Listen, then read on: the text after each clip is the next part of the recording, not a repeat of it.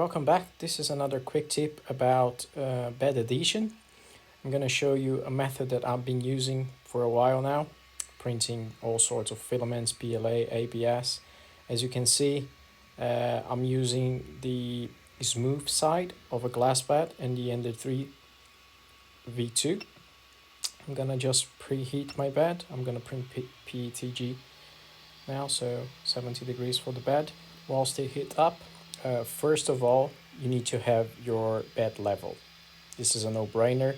You're not gonna get any good adhesion if your bed is not leveled. As you can see, I don't have any BL touch, I don't have anything, just the standard leveling. That should be okay.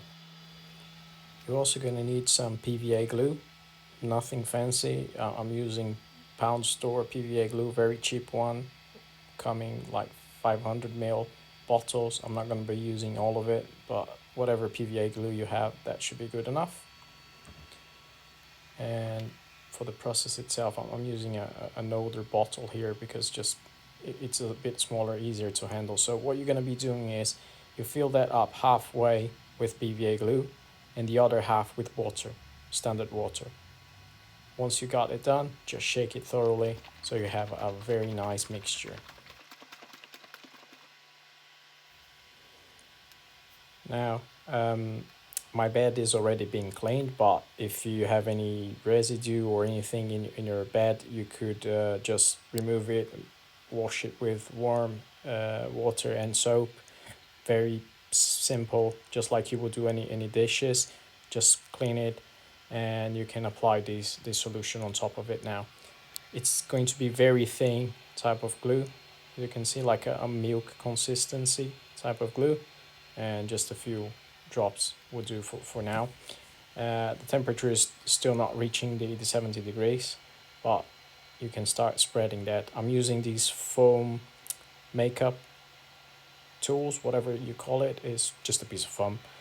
You could use anything just to spread it out. You can use a brush, you can use a piece of paper.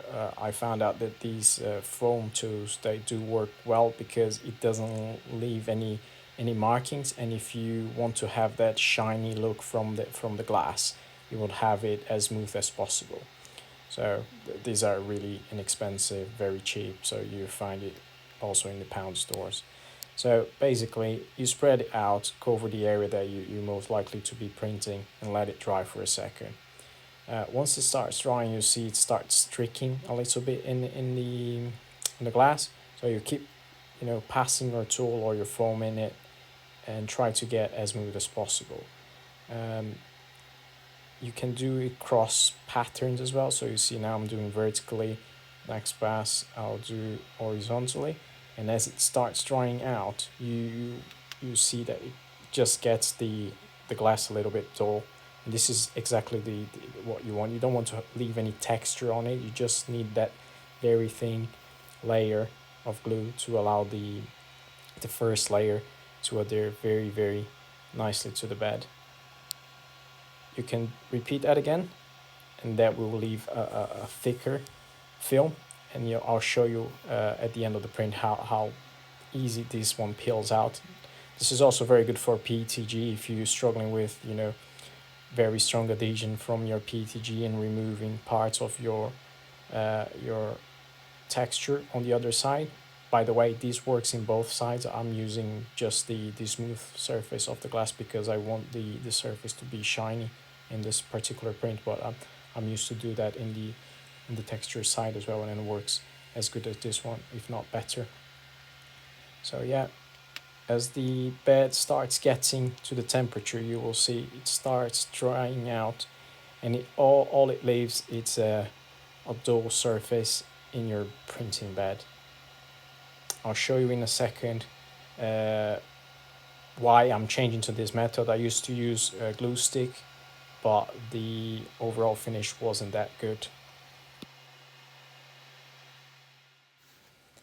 So this is another print that I've been using with glue stick. I'm not sure if you can see in the camera, but the glue stick is really hard to get a uniform layer. So you see it kind of leaves a little bit of markings in the first layer. I'm not sure if you can see there, there's a bit of a bump here, another big one there. So if you want this surface to be like a very shiny, very smooth type of surface, this process is much better than the glue stick.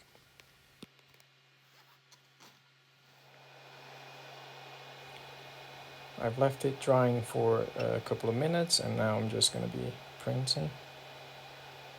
So yeah, let's just wait for the first layer and we can walk away. But yeah, I'm really confident of this method. It's been working fine. I've been printing, you know, I don't use it that much with PLA because it sticks very well to the print bed. But for PETG and especially ABS, I need some additional adhesion. As you can see, my printer is in an enclosure, and ABS is really tricky. So you need to put something there to help with not having warpings and stuff like that. So this method is working very well for me. For ABS, there's also what they're calling ABS juice, which is pretty much, you know, you dilute your ABS with acetone, and you create the same sort of solution, and that sticks very well to ABS. So first layer going in. This PETG is very bad. I'm really glad I'm nearly finishing this spool. It used to be really brittle. I've just, you know, removed it from my filament dryer. Spent the last 5-6 hours at 70 degrees, but as you can see, it's not like the best PETG to use. But see, sticking very well. And I think we just need to come back in a few hours and I'll show you the overall results and the surface finish.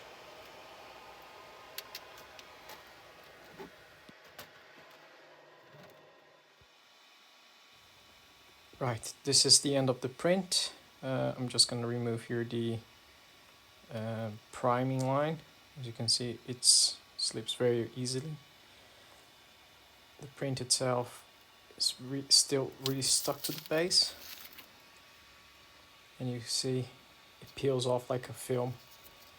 Very easy to remove after that. You can wash it in warm water with a bit of soap. It will peel straight away. It will clean that off. And as you can see, the whole surface is really shiny, really smooth as the glass surface.